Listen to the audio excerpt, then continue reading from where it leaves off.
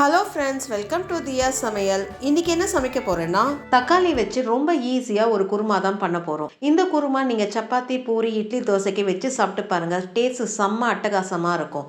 வாங்க எப்படி செய்கிறதுன்னு பார்க்கலாம். சமையல் அறைக்கு போகிறதுக்கு முன்னாடி இப்போ தான் ஃபர்ஸ்ட் டைம் என் சேனலை பார்க்குறீங்கன்னா என் சேனலை சப்ஸ்கிரைப் பண்ணிவிட்டு பக்கத்தில் இருக்க பெல் ஐக்கானை கிளிக் பண்ணிவிட்டு வாங்க. குருமா செய்ய ஒரு கடாயை எடுத்துக்கோங்க. கடாய் நல்லா சூடான பிறகு 2 டேபிள் ஸ்பூன் எண்ணெய் சேர்த்துக்கோங்க. எண்ணெய் நல்லா சூடான பிறகு ஒரு பட்டை, 2 கிராம்பு, ஒரு ஏலக்காய், ஒரு பிரிந்தி இலை சேர்த்துக்கோங்க. ஒரு பெரிய சைஸ் வெங்காயத்தை பொடிசா நறுக்கி சேர்த்துக்கோங்க. 5லேருந்து 6 பல்லு பூண்டை நல்லா இடித்து சேர்த்துக்கோங்க. வெங்காயத்தை நல்லா வதக்கி விட்டுக்கோங்க. வெங்காயம் நல்லா வதங்கி அதோடைய கலர் நல்லா சேஞ்ச் ஆகி வரணும். அந்த அளவுக்கு வதக்கி விட்டுக்கணும். ஒரு 2லேருந்து 3 நிமிஷம் வதக்கி விட்டிங்கன்னா வெங்காயம் நல்லா வதங்கி வந்துடும். வெங்காயம் நல்லா பொன்னிறமாக மாறுற அளவுக்கு வதக்கி விட்டாச்சு. இப்போ இதில் 3 பெரிய சைஸ் தக்காளியை பொடிசா நறுக்கி சேர்த்துக்கோங்க. ஒருவேளை தக்காளி உங்களுக்கு பொடிசா நறுக்க வரலன்னா மிக்சி ஜாரில் சேர்த்து ஒன்றும் பாதியமாக அரைச்சி சேர்த்துக்கோங்க. தக்காளி சேர்த்து எல்லாம் ஒன்று சேர ஒரு கலரி விட்டுக்கோங்க. தக்காளி சீக்கிரம் வதங்கி வர கொஞ்சம் உப்பு சேர்த்து ஒரு கலரி விட்டுக்கோங்க. எல்லாம் ஒன்று சேர நல்லா கிளறி விட்டாச்சு. இப்போ மூடி போட்டு லோ ஃப்ளேமில் 2 நிமிஷம் வேக விடுங்க. இப்படி வேக விடுறதுனால தக்காளி சீக்கிரம் நல்லா வெந்து வந்துடும். 2 நிமிஷம் வேக விட்டாச்சு. மூடியை திறந்து பார்ப்போம். தக்காளி நல்லா மசிஞ்சு வர அளவுக்கு வெந்து வந்திருக்கு. இப்போ இதில் நம்ம ட்ரை மசாலாவை சேர்த்துக்கலாம். 1½ ஸ்பூன் வெறும் மிளகாத்தூள் சேர்த்துக்கோங்க.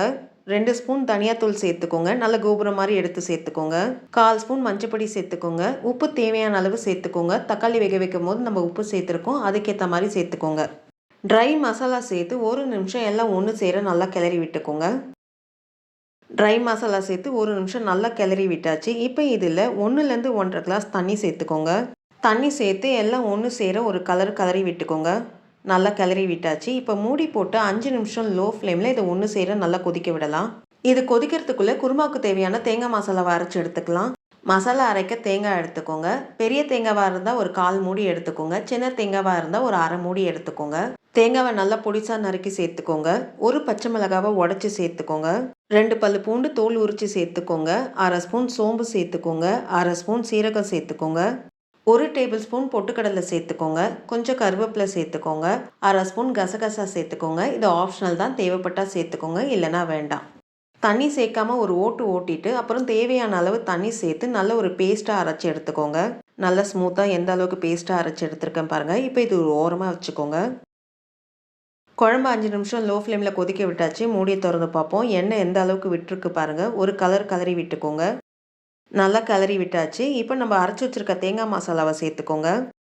மிக்சி ஜாரில் தண்ணி சேர்த்து மிக்சி ஜார் அலசி அந்த தண்ணியும் சேர்த்துக்கோங்க. தேங்காய் மசாலா சேர்த்து எல்லாம் ஒன்று சேர ஒரு கலரி விடுங்க. கிரேவி ரொம்ப திக்காக இருக்குது. இந்த திக்னஸை அட்ஜஸ்ட் பண்ணுறதுக்கு தேவையான அளவு தண்ணி சேர்த்துக்கோங்க. ஒரு 1லேருந்து 2 கிளாஸ் அந்த திக்னஸுக்கு ஏற்ற மாதிரி நீங்கள் தண்ணியை சேர்த்துக்கோங்க. தண்ணி சேர்த்து எல்லாம் ஒன்று சேர நல்லா கிளறி விட்டுக்கோங்க. இந்த ஸ்டேஜில் நீங்கள் உப்போடைய டேஸ்ட்டை பார்த்துக்கோங்க. தேவைப்பட்டால் இப்போவே சேர்த்து ஒரு கலரி விட்டு மூடி போட்டு 5 நிமிஷம் லோ ஃப்ளேமில் எல்லாம் ஒன்று சேர கொதிக்க விடுங்க. அப்பப்போ மூடியை திறந்து ஒரு கலரி விட்டுக்கோங்க. இல்லைனா மசாலா அடி தங்கி நம்மளுக்கு அடிப்பிடிக்க ஆரம்பிச்சிடும். அதனால் அப்பப்போ கிளறி விட்டுக்கோங்க. 5 நிமிஷம் லோ ஃப்ளேமில் வேக விட்டாச்சு. மூடியை திறந்து பார்ப்போம். எண்ணெய் எந்த அளவுக்கு விட்டுருக்கு பாருங்கள். ஒரு கலரி விட்டுக்கோங்க. எல்லாம் ஒன்று சேர நல்லா கிளறி விட்டாச்சு. இப்போ கடைசியாக கொஞ்சம் கொத்தமல்லி போட்டு ஒரு கலரி விட்டு அடுப்பு ஆஃப் பண்ணிக்கோங்க. நாக்குக்கு நல்ல டேஸ்ட்டாக ஒரு தக்காளி குருமா ரெடி ஆயிடுச்சு. இந்த வீடியோ உங்களுக்கு பிடிச்சிருக்கும்னு நினைக்கிறேன். அப்படியே ஒரு லைக்கை தட்டுங்க. மறக்காம என் சேனலை சப்ஸ்கிரைப் பண்ணிட்டு பக்கத்தில் இருக்க பெல் ஐக்கானை கிளிக் பண்ணுங்க. வரும் நாட்கள் இனிதே அமைய நல்வாழ்த்துக்கள். நன்றி, வணக்கம்.